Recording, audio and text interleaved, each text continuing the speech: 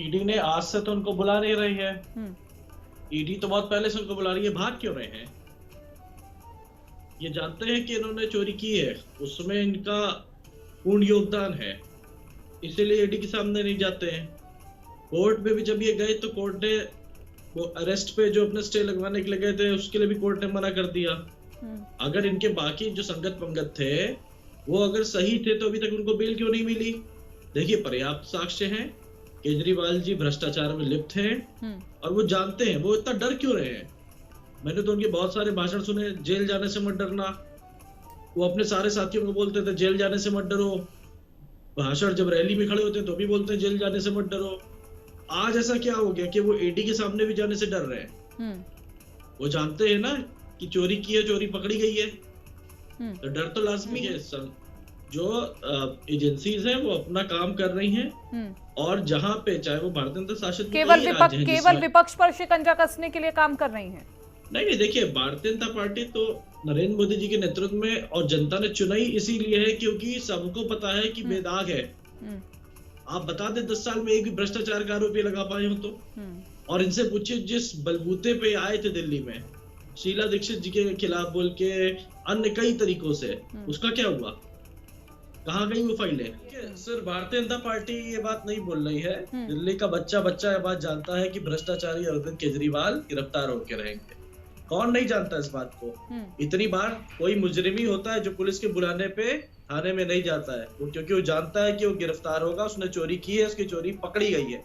क्यों कोर्ट इनके साथियों को जमानत नहीं दे रही? आप बताइए। नहीं, लेकिन सवाल ईडी से भी पूछा गया, ऐसा नहीं है सवाल केवल मुख्यमंत्री केजरीवाल से पूछा गया। बात पूरी कर, ठीक है। क्यों इनको जमानत नहीं मिल रही है? क्यों केजरीवाल की आज भी कोर्ट में जब गए थे कि मुझे अरेस्ट न किया जाए, वो खारिज हो गई?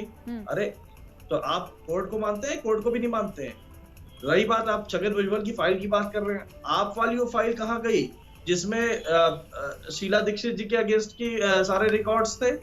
आपने सरकार बनाने के पहले बोला था ना आपके पास है। आज उसी कांग्रेस जिससे लड़के ये पार्टी बनी थी, इतने दोगला चरित्र है इनका, उसी के साथ इन्होंने आज भरत मिलाप कर लिया है दिल्ली में। क्यों किया है? तीसरी बात, अभी हमारी कांग्रेस की प्रवक्ता बहन बोल रही थी, आपकी मानती है मतलब कि आपकी पार्टी में दागी लोग हैं, आप उनको अपनी पार्टी में रखे रहते हैं, मतलब जब तक आपके पास है तब तक पाक साफ है, जैसे ही भाजपा में चले आए तो दागी हो गए। 21 दोहरे मापदंड की बात कर रहे हैं। उसके बाद एक ईडी के अधिकारी बैठे हैं, उनको भी आप बोल रहे हो कि वो भाजपा की किताब पढ़ के आए। इसी तरह जिस तरह वो सत्य बोल रहे थे, ये सुनना नहीं चाहते, उसी तरह जनता की आवाज को ये सुनना नहीं चाहते। भाई एक चोरी होता है जो पुलिस से भागता रहता है। अगर ये सही होते भाई, सबको तो उन्होंने आगे कर दिया, सत्येंद्र आगे हो जाओ, संजय आगे हो जाओ, ताकि खुद बचते रहे। नहीं, लेकिन 2 महीने आखिरकार क्यों नहीं रुक सकती है ईडी? ये मांग की जा रही है आम आदमी पार्टी की ओर से। क्यों प्रोसेस कोई भी रुके? क्यों देश रुके? क्या चुनाव है तो देश रुक जाना चाहिए? क्या चुनाव है तो कोर्ट्स बंद हो जाने चाहिए? चुनाव है तो क्या कोई जो बदायूं में हुआ उस पर क्या कार्रवाई नहीं होनी चाहिए? हर कोई बोलते चुनाव चल रहा है। क्यों? अगर ये गलत है तो जेल जाएंगे ना?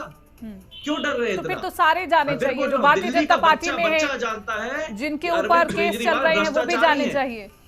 बहरहाल सर, शिवांश जी, ईडी से भी सवाल पूछा गया, ऐसा नहीं है कि केजरीवाल जी से ही सवाल पूछा गया, ईडी से भी सवाल। ईडी ने जवाब दिया ना अपना। ईडी ने क्या कहा कि नहीं हमें अगली डेट पे, तो हम अगली डेट पे जवाब देंगे।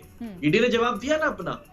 आपको ईडी तो पूछताछ के लिए बुला रही है, आप जानते हो आप संलिप्त हो, आप तो पूछताछ में भी नहीं जा रहे हो। क्यों? इनका ऐसा कौन सा अधिकार है कि पूछताछ में? याद रखिए, जब गुजरात में मुख्यमंत्री थे प्रधानमंत्री नरेंद्र मोदी, अमित शाह जी गृह मंत्री थे, घंटों एजेंसीज बुलाती थी, केंद्र में कांग्रेस की सरकार थी, वो जाते थे, वो घंटों सवाल में बैठते थे, जवाब देते थे।